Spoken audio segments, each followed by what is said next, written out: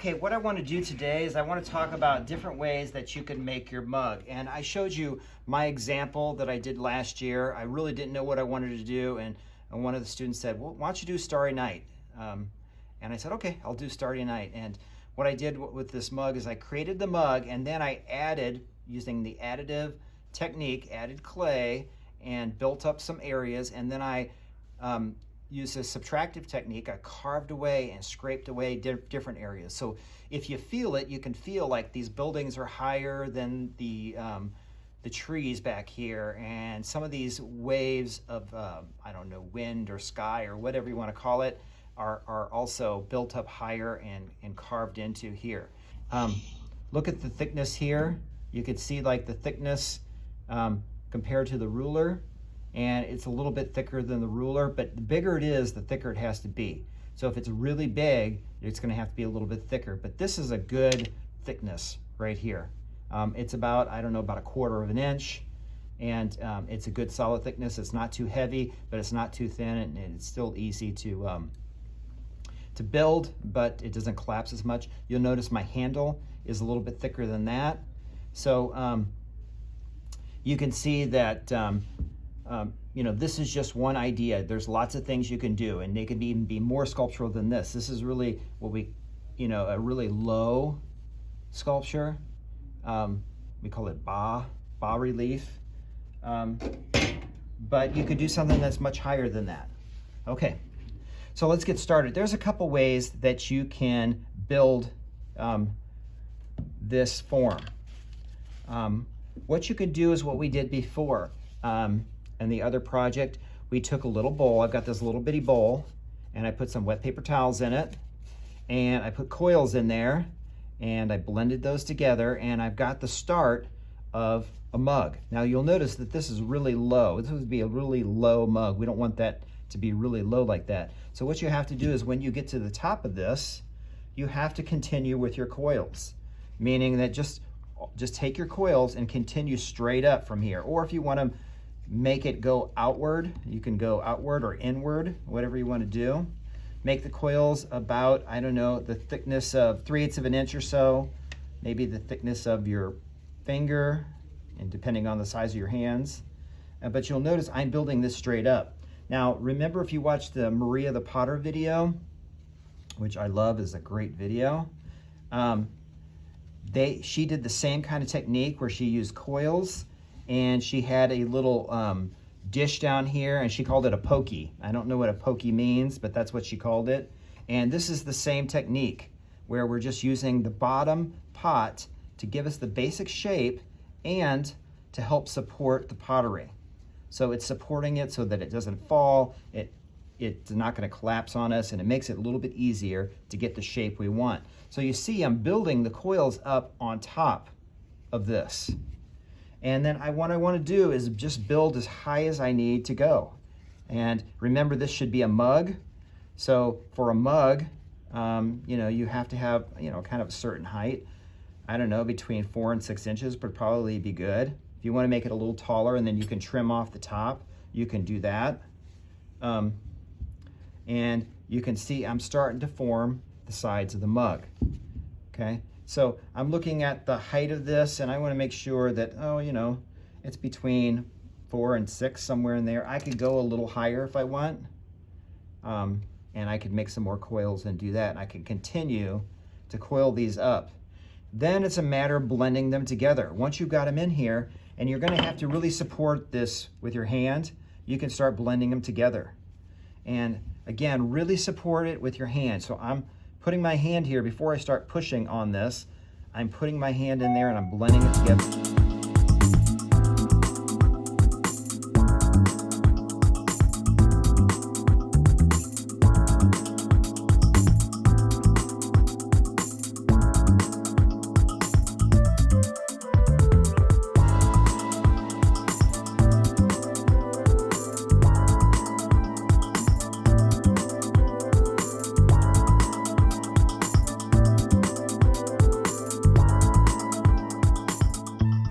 Show you, we'll continue on this next time we meet.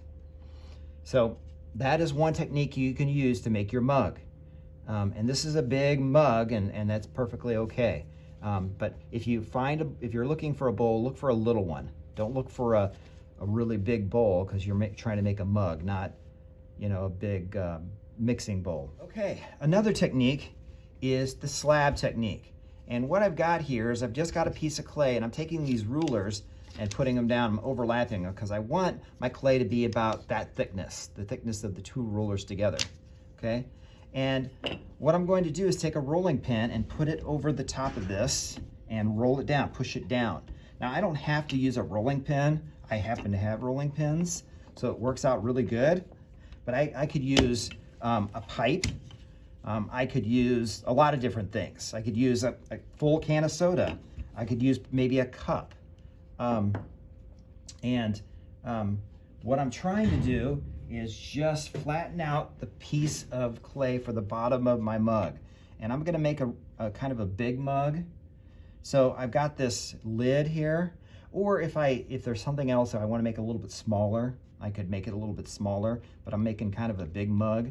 And what I'm doing is, after I get it rolled out, I'm just gonna trim it out. And I'm sure you're saying, Mr. M, that slab's not big enough, for this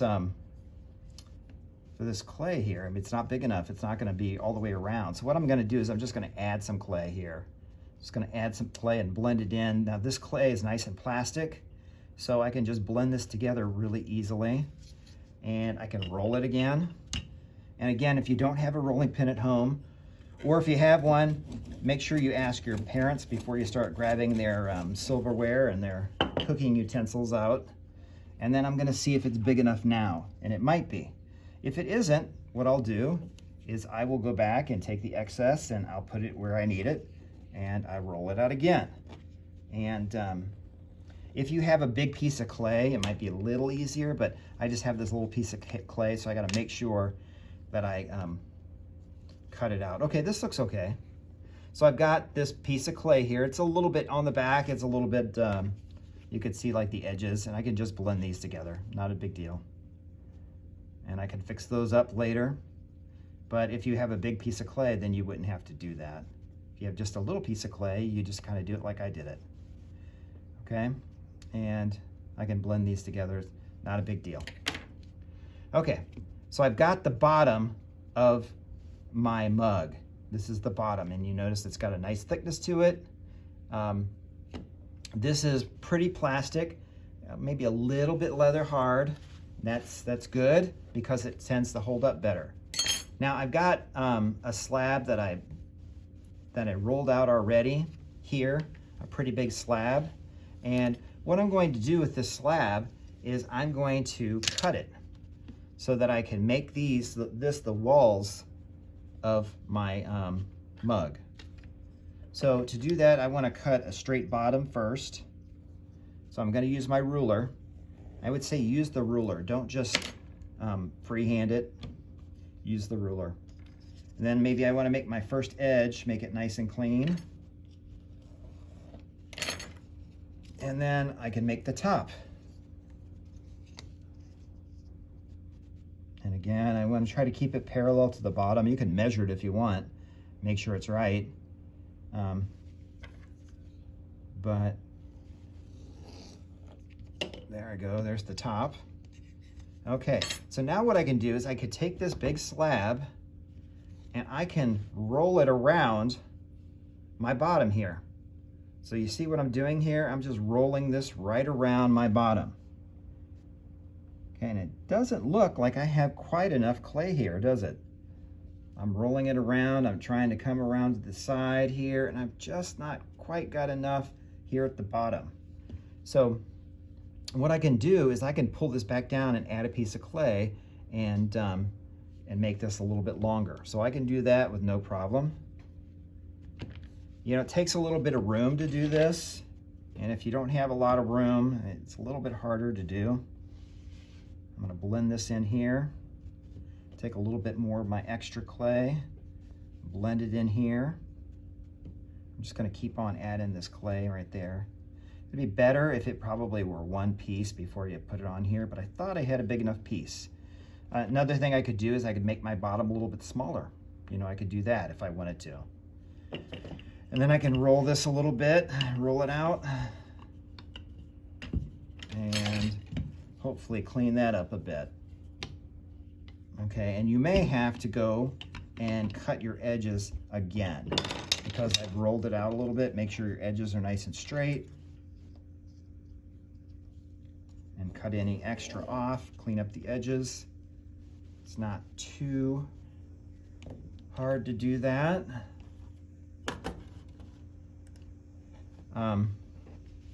And start cleaning up those edges.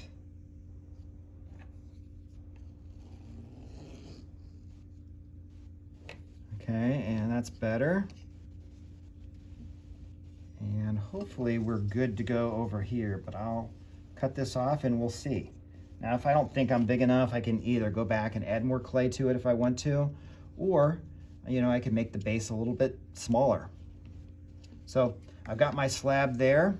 I'm gonna pull it out of the way, get my circle here, and I can go ahead and add my slab right onto the circle.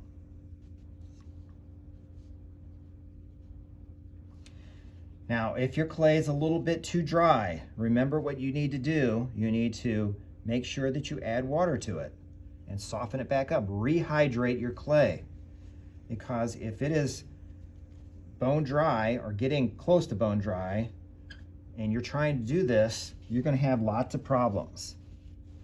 And I'm going to come in here and push this out a little bit, push it out to the edge. And I'm going to come back over here, and then I can start blending this together. Now, what you might want to do is you might want to put score this and put a little bit of slip on there. I've got a bowl with some dry clay in there, and I'm just going to add some water to this. And what will happen is this clay will dissolve, and I can make some slip. And it's that easy to do. If you have to, just get a fork and mix it up good, you know, break it up, mix it up, and you can get some nice slip out of there.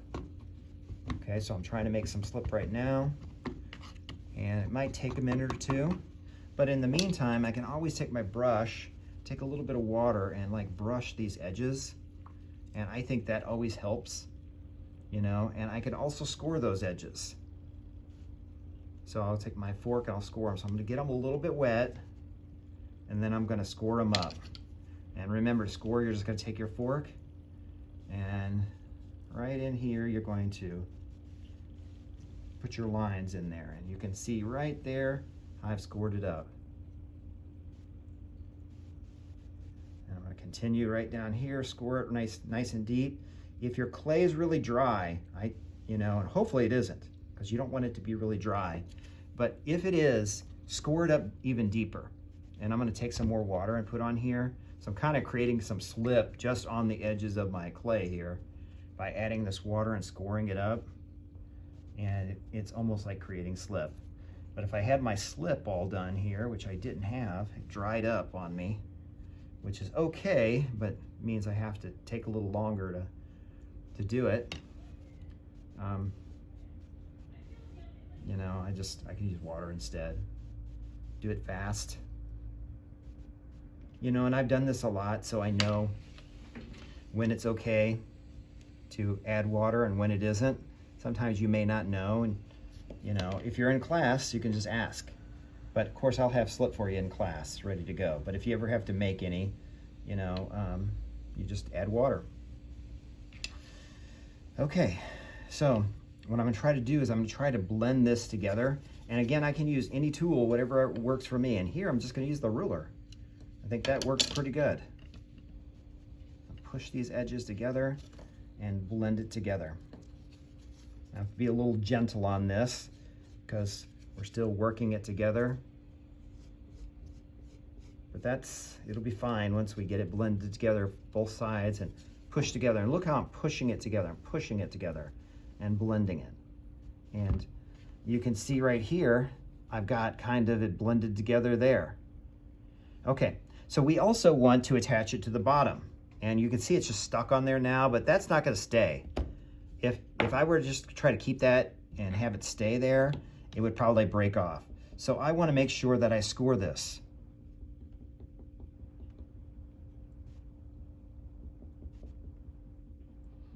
I want to just keep on scoring.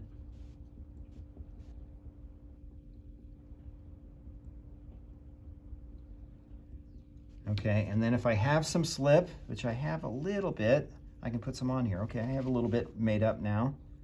Add some water on there and get some slip. And I'm gonna put some slip on there. You can just do this with your fingers. You don't have to do it with a brush, but I have it sitting here, so I might as well use it. So I've got some slip on there. Now on the bottom of this, I'm gonna turn it over. Let's score this up. And actually, you know, I'm gonna smooth this in here real quick since I got it there. It's convenient. Okay, and I'm gonna score this up.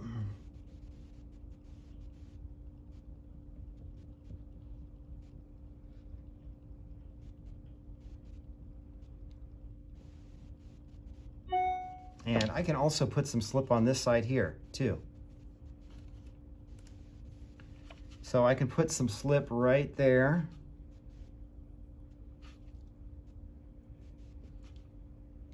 And again, I don't have a lot of slip in here, but I got some.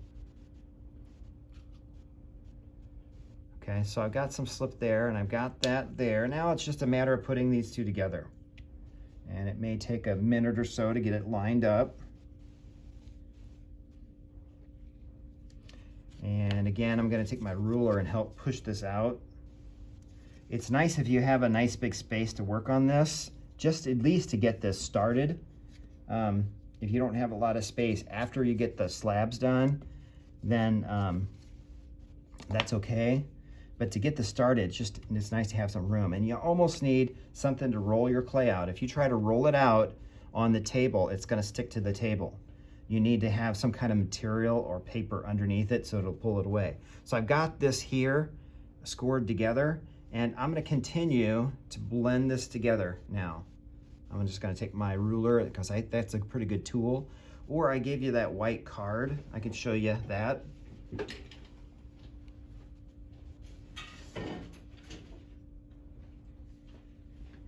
This white card here really comes in handy, and it's a credit card that was never made into a credit card. You can see it has that magnetic strip, but there's some clay tools called a rib that this is the same basically as a rib, and that's how we're using it. So I'm blending this together using this rib essentially. Okay, so now you can see that I have the start of a really big mug. This is a pretty big mug. I mean, it's a huge, it's gonna be like a stein almost. It's that big, and you don't have to have them this big. It's perfectly okay to go smaller than this, but this is kind of a big one. And that's why I made these walls a little bit thicker, so that if I'm building on this big one here, I don't want it to collapse, and the walls are going to have to be a little bit thicker so that it's stronger. But like on a smaller one, you want them to be thinner, because if they're too thick, it looks really clunky, it doesn't look good. And anytime that you can make a clay sculpture or piece of pottery that's thin, it shows a lot of skill to be able to make a thin piece of pottery or mug or whatever like that. So what I'm going to do is I'm going to spend some time really cleaning this up and shaping it. You can see it's really like flexible now because it's really plastic. I can let it firm up a little bit and get a little bit drier, but I don't want to get too dry because I have to add a handle. I have to make it an additive sculpture. There's things I got to add to it. So I want to keep it, you know, fairly wet. Also, I might want to decide, do I want to put like a foot on the bottom here? And you'll see that on the bottom of my example here, here's a foot, and you can see it's like carved in. Let's see here. There we go. It's like carved in, and that's a foot. It's not a dry foot, but it's a foot, and you can see this is lower. Let me show you this mug I have, I didn't make this mug, but this is a factory made mug, and they have also a little foot on here, and you know it's a dry foot. You notice it's a dry foot, and they have that so that when they put it in the kiln, obviously it won't stick to the bottom of the kiln. So, you know, they put these in the kiln, they can put it right on here, and the glaze is not going to touch anything other than the mug, and it won't stick to the kiln, so it's got a dry foot. And that's just a mug that I have in my drawer here. So those are two ways that I can create my mug. Now there are other ways too. You could make it out like a pinch pot if you wanted to. I don't know that that would be the best way of doing it, but it's possible that you can do it. Now remember, we're making a mug and we're not making a teacup. If we're making a teacup, maybe a pinch pot or a pinch technique would be better, but because it's a mug, it has to hold, you know, 10, 12 ounces of liquid. We want it to be a little bit bigger than that. Another technique is just to coil it up, not using a bowl, not using the pokey, as Maria would say.